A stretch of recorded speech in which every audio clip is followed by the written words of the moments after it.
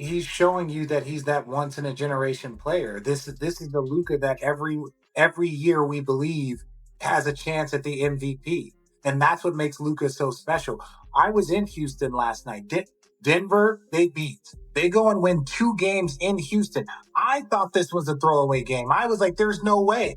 All of these guys show up at 5 in the morning and they gut out a victory because of a majestic performance by Luka Doncic. 3 wins and 2 ties. Marcus Smart looking. Kennard to win the game. Yes! Yes! Yes! Look, I get it. Last year, the Lakers had a similar story. They got hot heading into the playoffs only to be demolished by Minnesota in the opening round. But this season feels different, and I'm not saying that lightly. I've been one of the more skeptical voices on this Lakers squad all year. I've questioned their chemistry, wondered if having LeBron in the starting lineup was really the best move, and doubted whether this roster could gel. So when I tell you that this team has actually shifted, it's not bandwagon talk. I'm just looking at what's happening and calling it like I see it. There's maybe more to this Lakers group than I gave them credit for. What I want to break down today is how they got here. Looking at the last 13 games, 3 things really stand out that go way beyond simply making shots.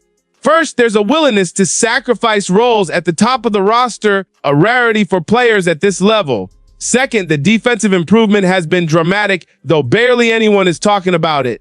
Third, Luka is performing in ways that we'll still be discussing for years. By the end of this breakdown, it will be clear why this Lakers team is fundamentally different from previous iterations, not just on paper, but in ways that truly matter when May and June roll around. Let's start with a little context. Go back to February 22nd, the Lakers were absolutely dominated by the Celtics 111-89, and it wasn't close. Afterward, Luka spoke to the media. I think you see we're not there yet. Like I said, we're working on it, but there should be big potential about us 3 playing together. At the time, that sounded like a cautious, almost disappointing statement. Fair enough, it seemed like a player trying to stay positive after a brutal loss, but behind the scenes in that locker room, things were shifting in ways no one really realized. The main problem all season wasn't a lack of talent. The Lakers had the talent. The issue was a lack of structure. LeBron, Luka, and Reeves all could run the offense, and all needed the ball to be at their best. For most of the season, they were essentially rotating without a clear hierarchy. Luka would defer when he should have taken control. LeBron would dominate possessions that Luka needed to establish rhythm. That kind of uncertainty can sink a team. Before the All-Star break, Lakers ranked 23rd in defensive rating, giving up 116 points per 100 possessions, and their record against teams over 500 was 12-17. They were a team without a clear identity, struggling at both ends of the floor. Then LeBron got hurt in early March, missing 3 games, and the Lakers went 3-0. That's when the narrative started forming. Maybe the Lakers are better without LeBron, and there was some truth to it, but it wasn't about LeBron being gone. It was about him not playing the role he had been playing. High usage, heavy ball handling, half-court creation. It created congestion in a system where Luka is the primary offensive engine. When LeBron returned against the Bulls, things had changed. He wasn't forcing the offense anymore. He was running pick and rolls as the screener, rolling to the rim, popping out to the corner, not acting as the main ball handler. He was finding opportunities in transition thanks to Luka's gravity, making skip passes when defenses over-rotated. His responsibilities had completely shifted, and the results have been quietly impressive. Over his last 6 games, LeBron is averaging 19 points per game on 65% true shooting. Against the Rockets, he shot 13 of 14 from the floor. Less than 24 hours later, in the second night of a back-to-back versus Miami, he recorded a triple-double, 19 points, 15 rebounds, 10 assists. Every assist came from him reading the defense, either off a drive or a skip pass. He's fully internalized this new role, and it's transformed how the team functions. LeBron has fully embraced a defined role, and he's performing it at an incredibly high level. Then, in Orlando, he became the NBA's all-time leader in regular season games play, hitting 160 and surpassing Robert Parrish. And he did it at 41 years old, playing a role completely different from anything he's done in his career. After the Heat game, he addressed the better without him narrative, saying it sells papers more easily, and he's not wrong. But the real takeaway is how he's adapted. Stars rarely shift their approach like this. The league's all-time leading scorer agreed to become the third option and then proceeded to perform as one of the best third options in the NBA. That's the kind of sacrifice that matters. Talking about giving up a role is easy, actually doing it is rare. LeBron did it. That's reason number one why this Lakers team is fundamentally different. Now, consider this. If I asked who's been the most crucial player in this Lakers run, most people would say Luka, maybe Reeves. But too few are highlighting Marcus Smart, and that's the key issue. Smart is the reason this system works. He brings effort every night, and now the rest of the team is buying in defensively. Smart's impact shows up in moments like this: a steal, a drive, a layup, and suddenly the Lakers reclaim the lead. Offense gets points, sure, but closing out games requires stops, and the Lakers struggled there earlier, ranking 23rd in defensive rating. To put that in perspective, even some tanking teams were defending better than them in January. Smart at 6'3", often guards the opponent's top perimeter player, pressuring every catch and making life uncomfortable for the entire game. The box score barely tells the story. Anthony Edwards went 2 of 15 against him. Jamal Murray shot 1 of 14. Kevin Durant was held to 18 in back-to-back matchups. Smart is the common denominator. He's averaging 2 steals per game, and with him on the floor, the Lakers' defensive rating is 111, 7 top 5 in the league. A defining moment came in overtime against Denver. Earlier in the year, the Nuggets had beaten the Lakers in a game where Smart missed a potential game winner.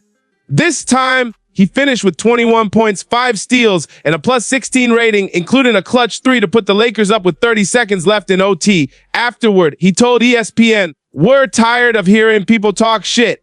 He's setting the tone, and the stats back it up. Since the All-Star break, the Lakers have jumped from 23rd to 12th in defensive rating, holding teams to 113 points per 100 possessions, a massive turnaround. That defensive foundation has also unlocked the offense. Drives lead to kicks, transition leads to open shots, and now the Lakers are shooting catch and shoot threes at a top 5 league rate. Stops create transition, transition creates open shots go in. Once that cycle clicks, it's nearly unstoppable. That's reason 2 why this isn't the same Lakers team. And credit has to go to head coach JJ Redick, who's in just his second season leading a team.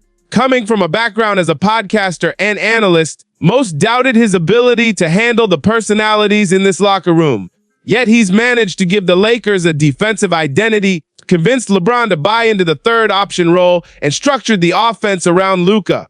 Many veteran coaches would struggle to get 3 stars to buy in simultaneously, but Redick made it happen. This Lakers team has developed an identity out of a group that barely had one 6 weeks ago, and credit isn't being given where it's due. The sacrifices are real, the defense is solid, but now let's examine what all that structure has unlocked on the court. During this 9-game-winning streak, Luka Doncic has been putting up astounding numbers, averaging 40 points, 4 rebounds, and 4 assists per game, shooting 50% from the field and 40% from beyond the arc on nearly 15 attempts each night. With him on the floor, the Lakers are outscoring opponents by 14 per 100 possessions. The game log reads like this: 60 vs. Miami, 51 vs. Chicago, 44 vs. Indiana, 40 vs. Houston, 36 in the second Houston matchup, 35 vs. assists, 33 vs. Orlando, 31 vs. Minnesota with 11 assists, and 30 vs. Denver with 13 assists. What stands out is the versatility of his performances. He can go off for 60 points in isolation-heavy situations and then drop 30 points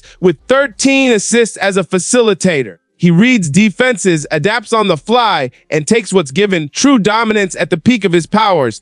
Take the Miami game, for example. Many saw the highlights and assumed it was just a hot shooting night in an easy game. But the reality is far more impressive. The night before, he had scored 40 in Houston.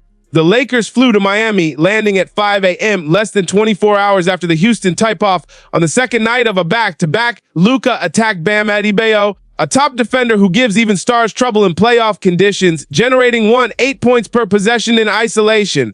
He finished 18 of 30 from the field, in 9 of 17 from 3, scoring 60 points. He became the first Laker to hit 60 since Kobe Bryant's farewell game in 2016, and only the 7th in franchise history. To top it off, LeBron recorded a triple-double in the same game. The last time an NBA duo had a 60-point score and a teammate with a triple-double was 1969 with Wilt Chamberlain and Elgin Baylor. Then, the very next night in Orlando, Luka scored 33 points, and the Lakers edged a 105-104 win on a Luke Kennard buzzer beater. That Orlando game might reveal more about this team than the 60-point outburst. Luka dominated early, putting up 24 points in the first half, but went 2 of 13 in the second half. Yet the Lakers found a way to win.